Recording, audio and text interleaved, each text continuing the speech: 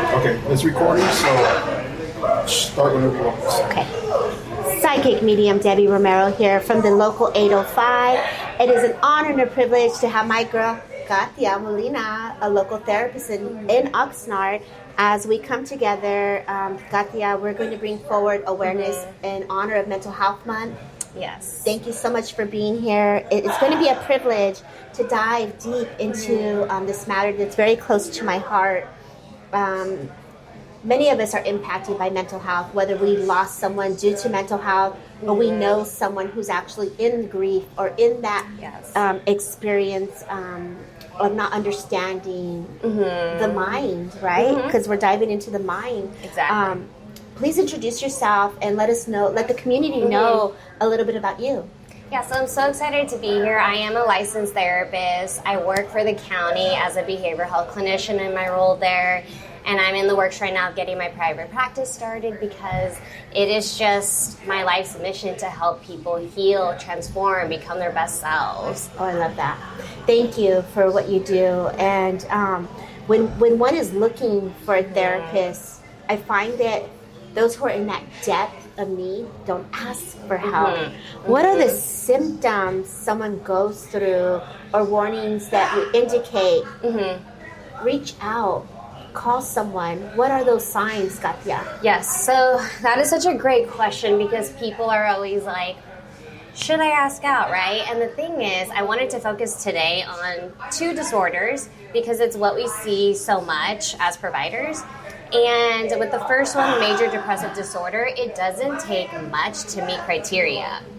You only have to experience symptoms for 2 weeks and hit 5 of those symptoms to have a major depressive episode. Oh, wow. And so it's pretty easy to fall in that. And the thing is, if you're not feeling great, you're having that depressed mood, feelings of worthlessness, difficulty sleeping, you're overeating, undereating, you're having suicidal ideation, you're having that loss of interest. Right. If you're having any of those 9 symptoms, it's really important that we talk about it because you do need help. Right. It's out of all those things that you've listed, I know many of us, including myself, have had those surges of in-between moments like, oh, wait, right? And we do tend to dismiss those symptoms. Why do you think that is? Why do you think we push through those behaviors or those things in life and not deal with them? What do you see happening within the community what's the main reason that you think one would not seek help? Well, that's such a great question. A lot of times in our communities, especially the Latinx, we're just told, you'll get over it, be strong, don't cry. And the thing is, we start to suppress. We can numb our feelings, right? We lose connection with ourselves. And maybe we are able to hold it up all together, right? Be that woman, be the mom, be the friend, be the sister, until our bodies then catch up and it's too late. Like the body does keep a score. It knows and is trying to communicate to you. Right. I love that you say the body keeps score. It really does. We hold energy. We hold on to the memories, a muscle memory, right? So the body is responding. And I know that sometimes physical pain can manifest due to the heartache of grief and what one experiences. You said there was 2 major areas that you want to bring forward and bring awareness to. Major depression was one. Yes. What was the second? The other one, because we see this a lot, and a lot of us fall under this criteria too, would be generalized anxiety disorder. And what's the description on that? So that is excessive worrying, those rumination thoughts, that fear that's going to happen. And also with this disorder, you only need to have 3 of those symptoms. Wow. Yeah, and experience it for 6 months. But the thing is, even if this is going on for a short amount of time and those symptoms are causing impairments, it's always the right time to go and ask for help because you don't have to suffer alone and just have it manifest in the body until you're just kind of becoming paralyzed with that anxiety. Right. We don't want to see that. as therapists. So these are two major things that get dismissed from everyday living, where many of us are living with these and we're walking with these symptoms. And maybe one doesn't have time and they have to be that super mom or super dad, you know, or even that academic of a student, you know. Students also, kids, youth, and young students, they can all, or children can all kind of put that pressure to succeed. What do you think is the biggest factor that creates or manifests these symptoms? What do you think that why that happens? It's those negative core beliefs that we hold about ourselves. And that's the beautiful thing about therapy, is you get to look within and see what is driving these behaviors. Like, why do they keep happening? How do I heal from this cycle? Right. That can come from generational trauma, right? Our parents modeled, they did the best they could. But we also take that on as children, and we continue to use some of those behaviors that help us until they don't. Right. So it's how we were raised. Yes, how we were raised. Our environment. Environment, yes. Nature, nurture, our experiences, our own genes. Yeah. So DNA. Yes, which we are learning we can change. Wow. Tell us some more about that. So epigenetics, neuroplasticity, it is the hot thing right now, right? Really? Yes. Tell me more. So sexy, the brain. Oh, I love that. Yes, because we can rewire it. Okay.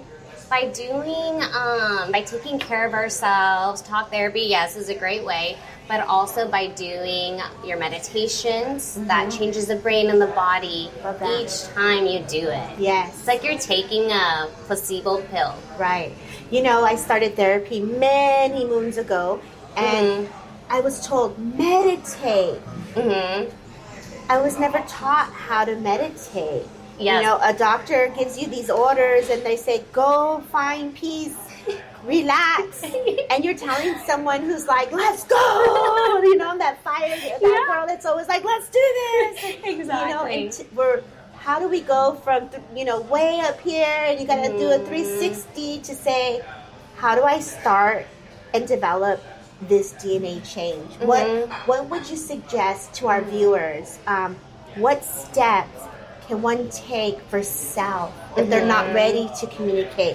What steps can they start doing for themselves? What would you say, Carolina? What would you say? I would say the most important thing is, I get it. I also struggled to meditate when I was in grad school. I was like, what is this? There's like, how do you just sit and think? And that's not the point of it. It's to become aware. We can become aware of the emotions we are going through without having to judge or change anything. I love that. You know, I think there's a lot of beauty right there when you say, don't judge.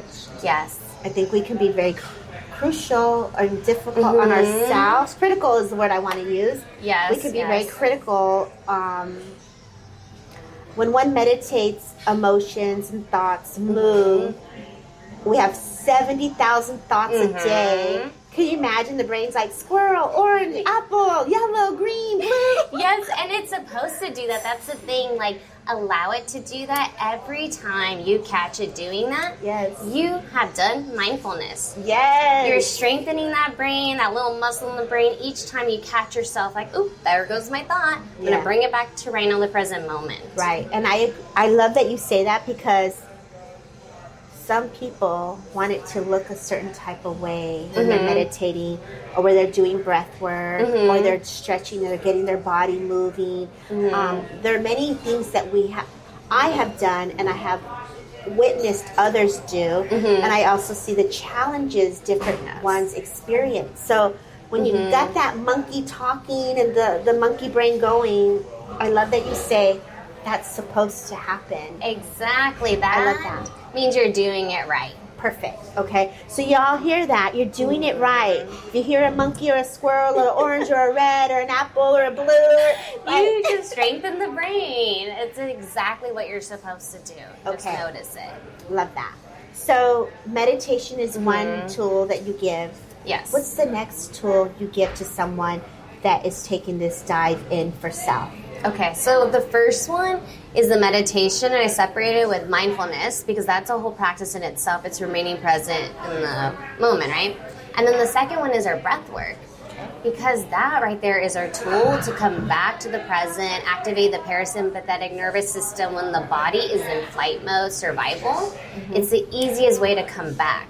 Right. By slowing our breath. Now, for those that are psychics and mediums, intuitives and healers, the breath opens up the energy, the flow to spirit, and also the nervous system. So I think that we don't hear more about what is the nervous system and why are we calming it. People say, you got to get your nervous system right.